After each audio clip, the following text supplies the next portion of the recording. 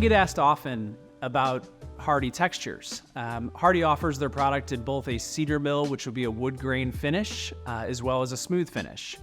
And the answer is not so black and white, because it really just depends on what you're looking for your home in terms of design and how you want that finish to be.